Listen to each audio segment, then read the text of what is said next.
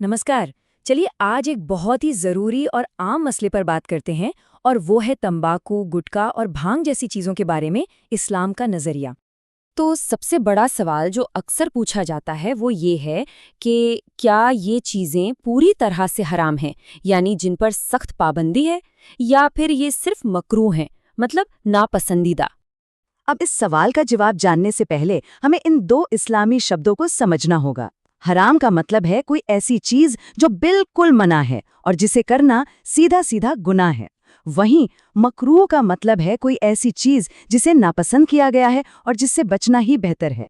देखिए, इस्लामी कानून में एक बहुत ही बुनियादी और सीधा साधा सा उसूल है जो हमारी मदद करेगा। और वो उसूल ये है कि अगर किसी भी चीज़ से साफ साफ नुकसान या नशा साबित हो जाए तो वो चीज़ हराम हो जाती है। तो सबसे पहली दलील हमें मिलती है कुरान से, जहां एक उसूल दिया गया है कि खुद को नुकसान से बचाओ। अल्लाह का इरशाद है, और अपने आप को हलाकत में न डालो। अब देखिए, ये आयत आज की मेडिकल साइंस से कितनी सीधी जुड़ती है। ये तो आप सब जानते हैं कि गुटखे से मुंह का कैंसर होता है और सिगरेट फेफड़ों को तबाह कर देती है।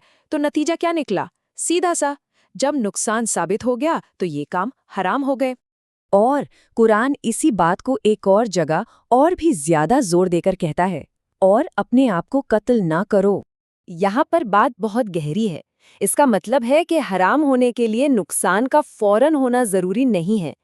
इन नुकसानदेह चीजों का इस्तेमाल एक तरह से धीमी खुदकुशी माना जाता है, और ये धीरे धीरे खुद को खत्म करना जिंदगी के सम्मान के खिलाफ है। इसीलिए इसे हराम करार दिया गया। अच्छा, अब अगले उसूल पर आते हैं जो पाकीज़गी और गंदगी से जुड़ा है। कुरान कहता है कि पैगंबर उनके लिए अच्छी चीज़ें हलाल करते हैं और गंदी चीज़ें खबाइश उन पर हराम करते हैं। तो ये खबाइश यानी गंदी चीजें आखिर हैं क्या? सोचकर देखिए, गुटखा, तंबाकू, इनसे जहन में क्या आता है? बदबू, गंदगी और एक लत। बस यही वो खासियतें हैं जो उन्हें खबाइश यानी गंदी चीजों की कैटेगरी में डालती हैं। एक और बहुत ज़रूरी बात है, और वो है पैसों की। कुरान का एक और हुक्म है, और फिजूल खर्ची मत करो। इसको ऐसे समझिए, सिगरेट पर पैसा खर्च करना बिल्कुल वैसा ही है जैसे आप अपने नोट में आग लगा रहे हो। पैसा एक अमानत है, और उसे ऐसी चीज पर बर्बाद करना जो नुकसान दे, ये फिजूल खर्ची यानी इसराफ है, और ये अपने आप में एक गुनाह है। तो ये तो थी कुरान की दलीलें। अब देखते हैं कि हदीस यानी पैगंबर मुहम्मद के फरमान इस बारे में क्या कहते हैं। उन्होंने साफ फरमाया, हर नशा देने वाली चीज हराम है।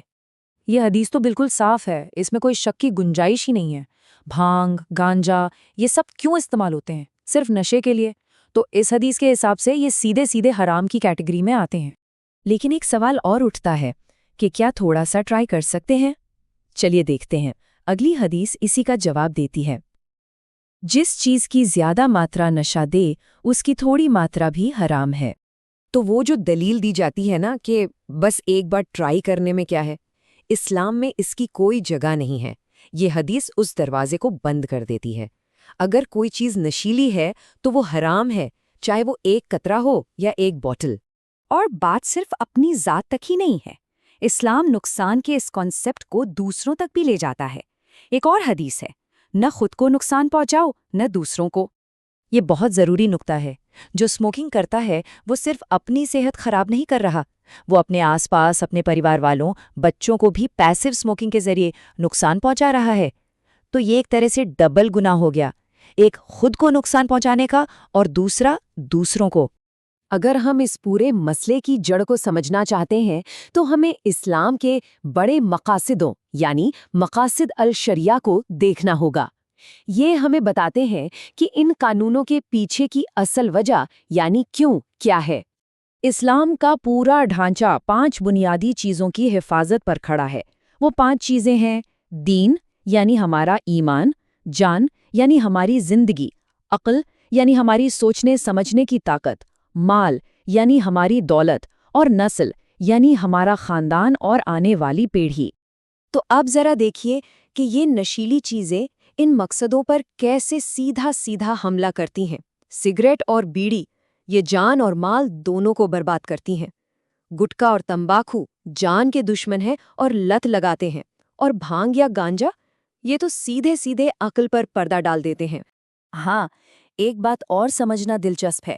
پرانے زمانے میں جب سائنس نے ان چیزوں کے نقصان کو پوری طرح ثابت نہیں کیا تھا تو کچھ علماء اسے مکروہ کہتے تھے، لیکن آج جب میڈیکل سائنس چیخ چیخ کر ان کے خطروں کے بارے میں بتا رہی ہے تو اب زیادہ تر بڑے علماء کا اس پر اتفاق ہے کہ یہ سب حرام ہیں۔ اچھا، پان کو لے کر اکثر کنفیوژن رہتا ہے تو اس کو بھی صاف کر لیتے ہیں۔